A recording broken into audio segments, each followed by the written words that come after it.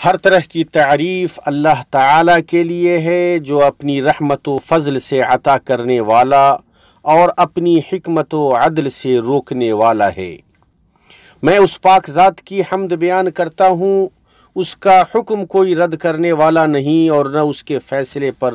کوئی نظر ثانی کرنے والا ہے۔ میں گواہی دیتا ہوں کہ ایک اللہ کے علاوہ کوئی معبود برحق نہیں، اس کا کوئی شریک نہیں، اور میں گواہی دیتا ہوں کہ محمد اس کے بندہ اور رسول ہیں۔ وہ سب سے افضل نبی اور سب سے بہتر رسول ہیں۔ اے اللہ درود و سلام نازل فرما اپنے بندہ و رسول محمد پر، ان کے اہل خانہ اور ان کے صحابہ کرام پر۔ اما بعد، اللہ کے بندو، اللہ کا کما حقہ تقوی اختیار کریں اور اس سے ڈریں۔ اللہ سبحانہ و تعالی راز اور پوشیدہ چیز کو جانتا ہے، اور دنیاوی زندگی آپ کو دھوکہ نہ دے اور نہ فریب کار آپ کو اللہ سے فریب میں رکھے۔ مسلمانوں،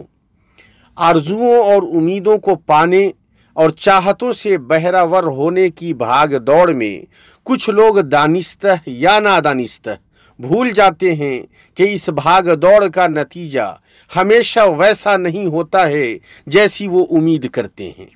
اس لیے جب انہیں اپنی محبوب چیزوں سے کچھ محرومی ہوتی ہے اور انہیں ان کی چاہتوں سے روک دیا جاتا ہے، ان پر زمین اپنی کشادگی کے باوجود تنگ ہو جاتی ہے تو ان کے نفس میں گھٹن ہونے لگتی ہے اور ان کے اوسان خطا کر جاتے ہیں، جس کی وجہ سے وہ اللہ کی وافر نعمتوں اور اس کے سابقہ احسانات کے انکار کے گڑھے میں گر جاتے ہیں۔ چنانچہ وہ غموں سے بوجھل شوریدہ خاطر صبح و شام کرتے ہیں، انہیں نہ زندگی راس آتی ہے اور نہ کوئی حال خوشگوار لگتا ہے۔ اللہ کے بندو، اس کا سبب نوازش و محرومی کی حقیقت کو پہچاننے میں غلطی کرنا اور یہ تصور کرنا ہے کہ دونوں ایک دوسرے کی ضد ہیں اور اکٹھا نہیں ہو سکتی اور ایک دوسرے کے منافی ہیں، آپس میں مل نہیں سکتی۔ اس لیے اس سلسلے میں حق کی وضاحت، صحیح راہ دکھانے اور درستگی کی رہنمائی کے لیے سلف رضوان اللہ علیہم اجمعین کے ٹھوس نقوش ہیں۔ امام سفیان ثوری رحمہ اللہ نے بعض سلف سے نقل کیا ہے، اللہ کا اپنے بندے سے اس کی بعض محبوب چیزوں کو روکنا اللہ کی طرف سے بندہ کو عطا کرنا ہے، کیونکہ اللہ نے اسے بطور بخل نہیں روکا ہے بلکہ بطور لطف و احسان روکا ہے۔ اس سے ان کی مراد یہ ہے کہ اللہ تعالیٰ جو کچھ اپنے بندے کو عطا کرتا ہے اس کی ہمیشہ ایک ہی شکل نہیں ہوتی ہے کہ نہ بدلے، یعنی ان انواع و اقسام کی نعمتوں سے نوازے جانے کی شکل جنہیں وہ پسند کرتا ہے اور جن کی جستجو میں ہمیشہ رہتا ہے، بلکہ اللہ سبحانہ کی نوازش اس کے پہلو بپہلو ان محبوب چیزوں کو روکنے کی شکل میں بھی ہوتی ہے، کیونکہ اللہ تعالیٰ جو ایسا صاحب کرم ہے جس کی نوازش کی کوئی غایت نہیں اور جس کی سخاوت و احسان کی کوئی انتہا نہیں اور جس کے ہاں دنیا ایک مچھر کے پر کے برابر بھی نہیں ہے، جیسا کہ اس حدیث میں آیا ہے جسے امام ترمذی نے اپنی جامع میں صحیح سند کے ساتھ سہل ابن سعد الساعدی رضی اللہ عنہ سے روایت کیا ہے کہ نبی صلی اللہ علیہ وسلم نے فرمایا، اگر دنیا اللہ کے ہاں ایک مچھر کے پر کے برابر ہوتی تو کسی کافر کو اس سے ایک گھونٹ پانی بھی نہیں پلاتا۔ وہ پاک اللہ اپنی مخلوق میں سے کسی کو اس دنیا کی کسی چیز سے بالغ حکمت، معلوم تقدیر اور ایسی مصلحتوں کی بنیاد پر محروم کرتا ہے جو اکثر لوگوں سے اوجھل ہیں۔ اس کی دلیل آپ صلی اللہ علیہ وسلم کا وہ فرمان ہے جسے امام ترمذی نے اپنی جامع میں اور ابن حبان نے اپنی صحیح میں صحیح سند کے ساتھ قتادہ بن نعمان رضی اللہ عنہ سے روایت کیا ہے کہ نبی صلی اللہ علیہ وسلم نے فرمایا، اللہ تعالی جب کسی بندے سے محبت کرتا ہے تو اسے دنیا سے ویسے بچاتا ہے جیسے تم میں کا کوئی اپنے بیمار کو پانی سے بچاتا رہتا ہے۔ اور مستدرک حاکم میں ابو سعید خدری کی ایک روایت میں ہے کہ نبی صلی اللہ علیہ وسلم نے فرمایا، اللہ تعالیٰ یقیناً اپنے مومن بندے کو جس سے وہ محبت کرتا ہے ویسے ہی بچاتا ہے جیسے تم اپنے بیمار کو کھانے پینے سے بچاتے ہو کہ تمہیں اس کے تئیں ڈر ہوتا ہے۔ اس کی تائید اس بات سے بھی ہوتی ہے کہ بقول علامہ حافظ ابن رجب رحمہ اللہ تعالیٰ نے اپنے بندوں پر دنیاوی خواہشات، زینت اور سرور کی کچھ فاضل چیزوں کو جن کی انہیں ضرورت نہیں حرام قرار دیا ہے اور آخرت میں اپنے پاس انہیں محفوظ کر رکھا ہے۔ اس کی طرف اشارہ اللہ تعالیٰ کے اس فرمان میں ہے۔ اللہ کا ارشاد ہے، اور اگر یہ بات نہ ہوتی کہ تمام لوگ ایک ہی طریقے پر ہو جائیں گے تو رحمان کے ساتھ کفر کرنے والوں کے گھروں کی چھتوں کو ہم چاندی کی بنا دیتے اور زینوں کو بھی جن پر چڑھا کرتے ہیں، اور ان کے گھروں کے دروازے اور تخت بھی جن پر وہ تکیہ لگا کر بیٹھتے ہیں، اور سونے کی بھی، اور یہ سب کچھ یوں ہی ساز دنیا کی زندگی کا فائدہ ہے، اور آخرت تو آپ کے رب کے نزدیک صرف پرہیزگاروں کے لیے ہی ہے۔ اور نبی صلی اللہ علیہ وسلم سے ثابت ہے کہ آپ نے فرمایا، جس نے اس دنیا میں ریشم پہنا وہ آخرت میں اسے نہیں پہنے گا۔ اسے امام بخاری اور امام مسلم نے اپنی صحیح میں روایت کیا ہے۔ صحیحین میں یہ بھی ہے کہ حذیفہ رضی اللہ عنہ روایت کرتے ہیں کہ رسول صلی اللہ علیہ وسلم نے فرمایا، تم نہ ہلکا ریشم پہنو اور نہ دبیز ریشم، تم سونے چاندی کے برتن میں نہ پیو اور نہ ان کی تھالیوں میں کھانا کھاؤ، یہ دنیا میں ان کفار کے لیے ہیں اور تمہارے لیے آخرت میں ہیں۔ امام بخاری اور امام مسلم نے اپنی صحیح میں ابن عمر رضی اللہ عنہما سے روایت کیا ہے کہ نبی صلی اللہ علیہ وسلم نے فرمایا، جس نے اس دنیا میں شراب پیا وہ آخرت میں اسے نہیں پیے گا۔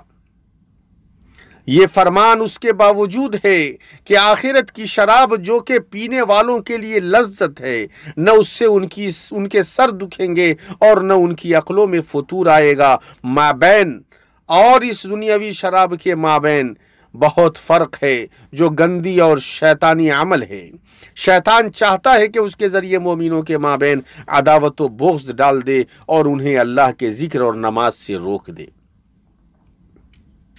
امام احمد نے کتاب الزہد میں امیر المومنین عمر بن الخطاب رضی اللہ عنہ سے روایت کیا ہے، وہ کہتے ہیں، اگر میری نیکیاں کم نہ ہو جاتی تو میں تمہارے ساتھ زندگی کی آسائش میں ساتھ ساتھ رہتا، لیکن میں نے سنا کہ اللہ تعالیٰ نے ایک قوم کو آر دلاتے ہوئے کہا، تم نے اپنی نیکیاں دنیا کی زندگی میں ہی برباد کر دیں اور ان سے فائدہ اٹھا چکے۔ یقیناً وہ صورتحال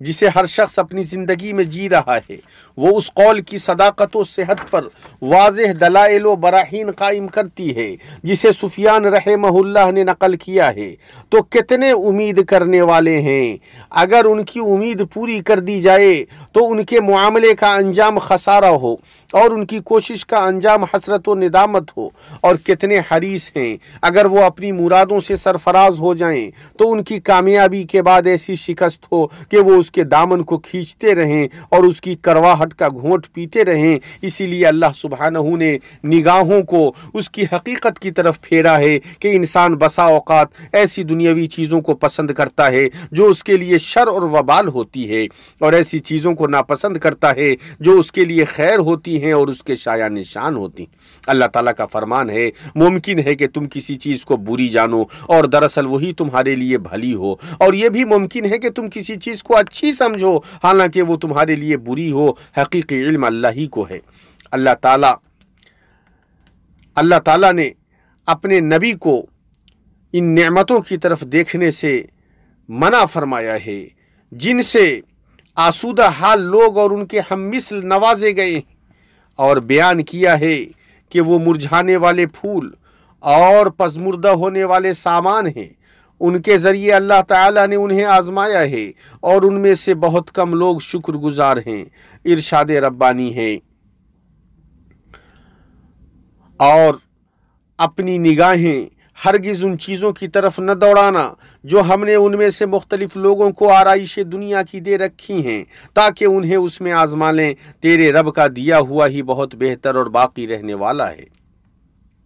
تو یہ کوئی انوکھی بات نہیں ہے کہ اللہ تعالیٰ کا انسان کو اس کی بعض محبوب چیزوں سے روکنا اس کے لیے اس کی جانب سے نوازش ہو क्योंकि ये मना किया जाना हिफाजत, तहफ़्फ़ुज़ और बचाव के लिए है, न कि रोकने, बुखालत करने या महरूम करने के लिए। अल्लाह ताला ने सच फरमाया, खूब जान रखो कि दुनिया की ज़िंदगी सिर्फ़ खेल तमाशा, ज़ीनत और आपस में फ़ख्र व गुरूर और मालो औलाद में एक दूसरे से अपने आप को ज़्यादा बतलाना है। जैसे बारिश और उसकी पैदावार किसानों को अच्छी मालूम होती है, फिर जब वो खुश्क हो जाती है तो जर्द रंग में उसको तुम देखते हो, फिर वो बिल्कुल चूरा चूरा हो जाती है और आखिरत में सख्त अजाब और अल्लाह की मग़फ़िरत और रज़ामंदी है। और दुनिया की ज़िंदगी बजुज़ धोखे के, सामान के और कुछ भी तो नहीं। अल्लाह ताला मुझे और आपको अपनी किताब के तरीक़े और अपने नबी की सुन्नत से फ़ायदा पहुँचाए। मैं अपनी ये बातें कहता हूँ और मैं अल्लाह अज़ीम जलील से अपने लिए और आप सब के लिए और तमाम मुसलमानों के लिए हर तरह के गुनाहों से पनाह मांगता हूँ। उसी से मग़फ़िरत तलब करो, यकीनन वो बहुत ज़्यादा मुआफ़ करने वाला और बहुत ज़्यादा रहम करने वाला है।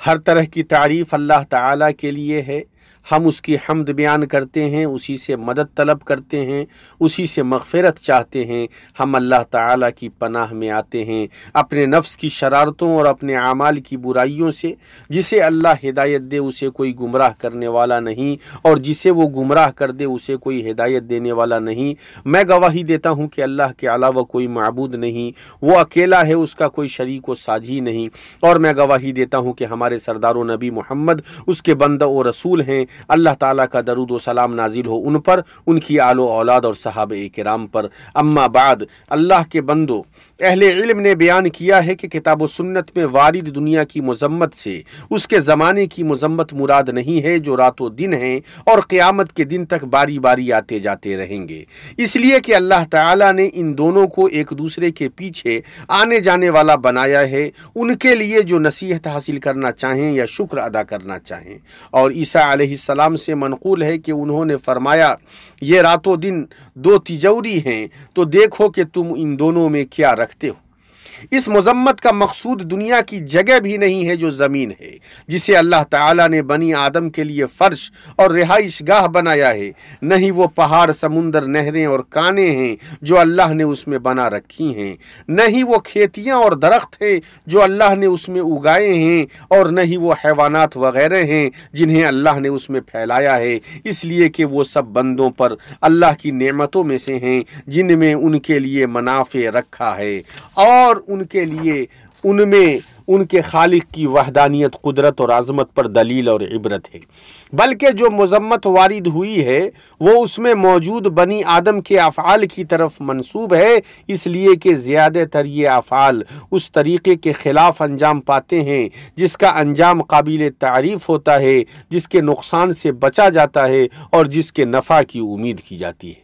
अल्लाह के बंदो, अल्लाह का तक़वा इख्तियार करो और अल्लाह ने तुम्हें जो कुछ अता किया है उसमें दारे आखिरत तलाश करो और दुनिया से अपने हिस्से को न भूल जाओ। और हमेशा इस बात को याद रखो कि अल्लाह ताला ने खैरुल अनाम पर दरूद व सलाम भेजने का हुक्म दिया है तो सबसे सच्चे कलाम में फरमाया, अल्लाह ताला और उसके फरिश्ते इस नबी पर रहमत भेजते हैं। ए ईमान वालो, तुम भी उन पर दरूद भेजो